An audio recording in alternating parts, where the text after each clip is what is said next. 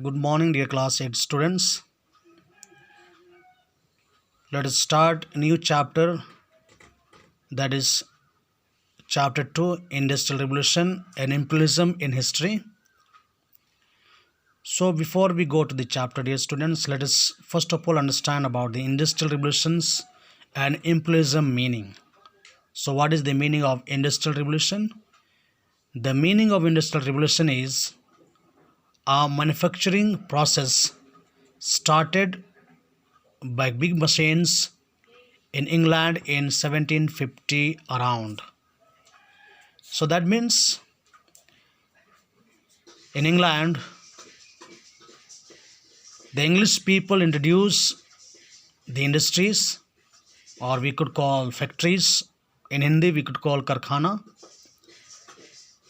And in these factories or industries, the big machines were set up, and this through by the help of these machines, now England started manufacturing so many new goods for the people of the world.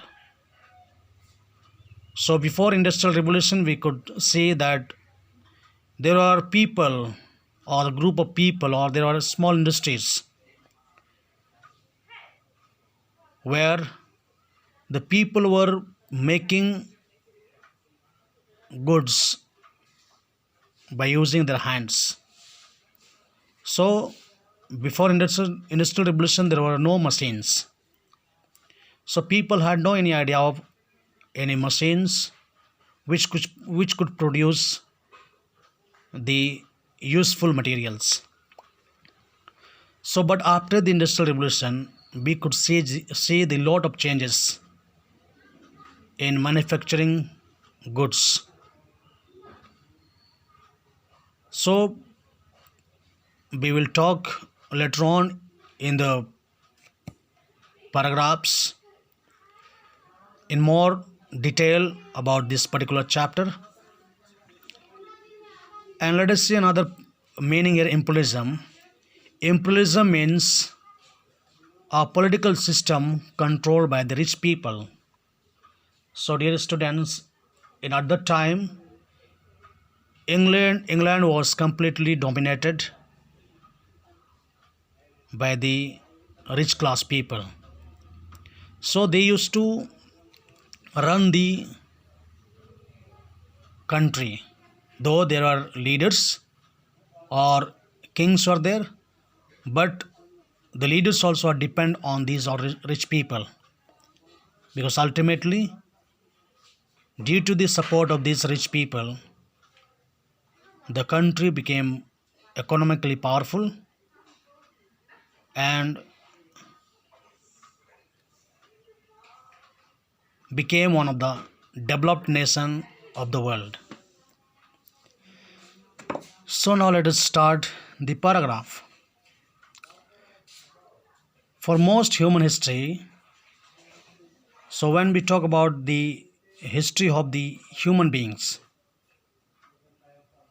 the people have had only few basic needs like food, shelter and clothing. So in the beginning, people had not much requirement about many things.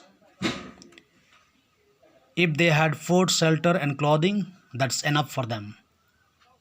That means availability of these three things for the people was sufficient. They could not look for any other things. And how they could fulfill these all needs? By agriculture. Agriculture was the main occupation during the medieval period. So agriculture became the main source of producing or providing these all three basic needs: food, shelter and clothing. So medieval period means the period between ancient and the modern.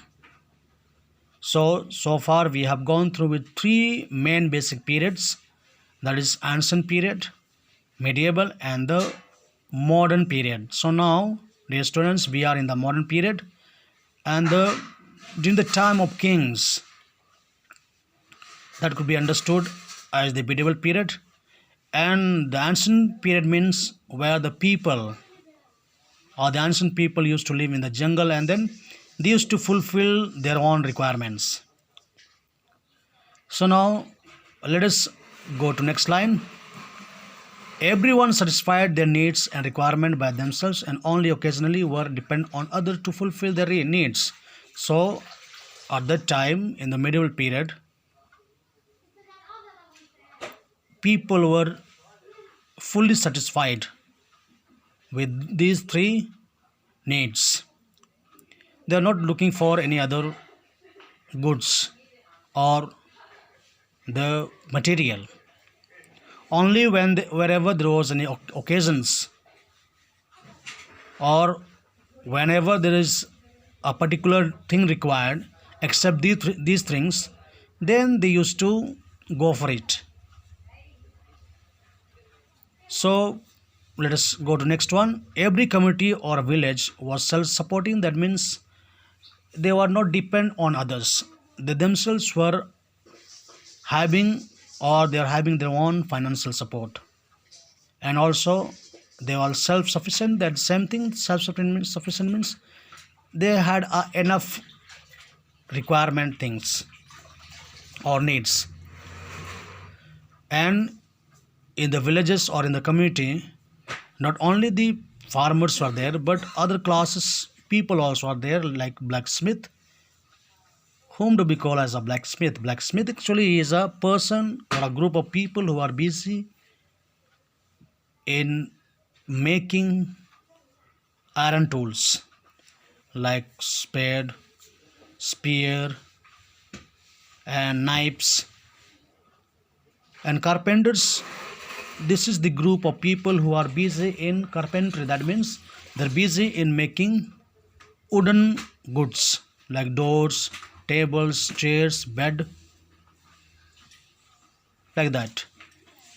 And we have the weavers. Weavers means the group of people who are busy in weaving clothes. That means in Hindi we would call बुनकर, जो कपड़ा बनाते हैं हाथों से. And also other skilled workers were there, other talented worker group were there. A craft person or artisan usually worked with his family members and employed simple tools to create goods at home itself. And the craft person or a kalakar or artisan's skilled person, he himself used to make these needed goods. So in that way, this way they used to produce in a small scale, and this we could call as a domestic requirements were fulfilled by the group of people. At the time there are no machines, there are no any industrial revolutions. Now we go to next paragraph. Later, but after some years in the medieval period, the discovery of lands led to increase in trade and commerce with overseas territories. So as the line speaking that after the discovery of new lands, new countries, new territories, we could see in increase, we could see that people were very much focusing on trade and commerce. So the traders from many countries were sent by rulers to sell their goods in other part of the countries or other part of the world. Like in the new countries, they started establishing their own, we would call the business center, trade center. So overseas territories means the foreign countries. This led to the emergence of town and cities. So as trade and business continued, slowly we could see the new towns and new cities were developed or established with the increase of population. So in the towns and cities, we could see the population slowly increased day by day, and we could see in these towns and cities there were different type of societies or the group of people started living, and these towns and cities became more populated than the villages. So this further led to an increase in the demand for consumer and luxury goods. So this way, as the population increased in the towns, the requirement also increased. Like the consumer means the persons who buy goods from market. So this way, the people, they started looking for the enough materials, enough goods, and also not only they are satisfied with that, also they were looking for the luxury life or comfortable life. So this way, only by handmade goods people cannot fulfill their own luxury life. So that's why the industrial revolution was in the process, and when it started in England, now people could get easily whatever goods they need for their own interest, for their own happiness. The domestic system could not cope with the ever growing demand as it was too slow and on a small scale. So just sometimes before I told you that the domestic system, or we'd call it, say, the cottage industries, and in cottage industries the people basically are busy making goods by their hands. So they used to produce goods by making their hands, and these goods to be ready used to take a very long time, and in that way that handmade goods were not easily available for the easily available in the markets. So that's why the small domestic industries were not able to fulfilling the need of the people. Now let us see the next paragraph this side. To meet the demands for more goods, a new system called the putting out system was introduced. So now, to fulfill the needs of the people, a new system was introduced that is called the putting out system. And in this system, the merchants supplied raw materials to the artisans and later sold the finished product in the market. That means the merchants or the business class people, or in Hindi we could call Vyapari, they took all the raw materials to the factories where the skilled laborers were working, and when these all raw materials were reaching to factories, the laborers there, they used to utilize those raw materials for preparing the useful goods with the purpose of fulfilling the need of the people. And after the good is ready from raw material, those goods were directly taken to the market for selling. The putting out system replaced old domestic system and ultimately laid foundation for factory system. So the putting out system slowly replaced the domestic system, because time and again I am saying that domestic system could not immediately fulfill the need of the people, whereas the factory system easily fulfilled the need of the people. Why? Because the factories manufactured huge number of goods in hour or in a day, so that's why it was very much easy to transport the factory made goods to the markets, and people could easily get or buy these all goods without any difficulty. Now let us see some more points. Like here we have the industrial revolution. In Hindi it is called Udyogik Kranti, or the revolution took place in the industries. So a lot of changes we could see, from handmade goods to machine made goods. So this industrial revolution was first introduced in Great Britain in 1750 and 1850.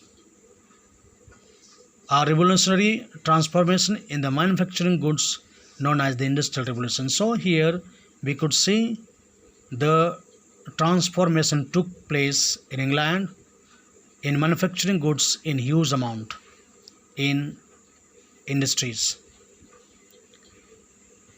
The industrial revolution was a radical transformation which changed the entire economy and society of 18th century.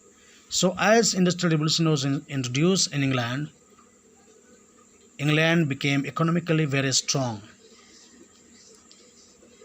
because it was the only country in the beginning at the time could manufacture huge amount of good and sell them in the world market, and used to earn or make huge amount of money.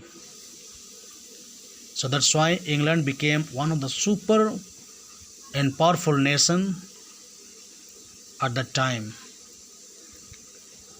Now, it significantly altered the method, techniques and organizations of production and distribution of goods. So after the introduction of the industrial revolution, it very importantly brought new methods and techniques to manufacture and produce and to distribute the goods in the world market. Now let us talk a little bit about the features of industrial revolution. Features means the factors. What are the reasons or what are the factors that industrial revolution supported or brought lot of changes? First of all, domestic system of producing was replaced by factory system. So domestic system, that means the cottage industries were, handmade industries were replaced by factory system.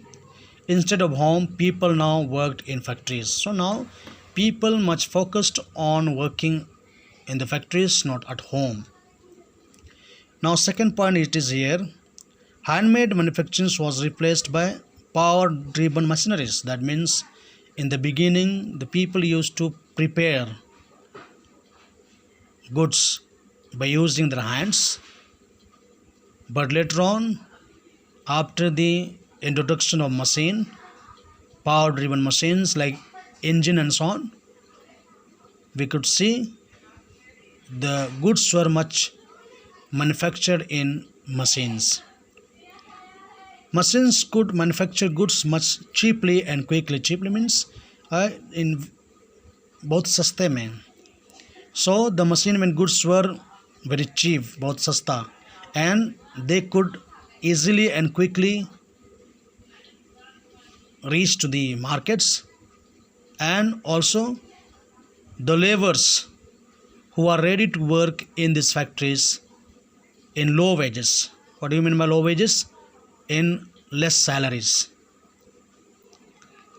So in that way the industries became more powerful than the handmade machines, or sorry, not machines, handmade goods. So this way we can see the changes in industrial revolution and also in the changes in the lifestyle of the people. After the availability of these goods in the market, now people can have not only shelter, clothes and food, but also they can have many more things. Now we have, let us see next point. Small scale production was transformed into large scale production. So before industrial revolutions, the people used to produce very few things, but after the introduction of industries, now people started producing huge amount of things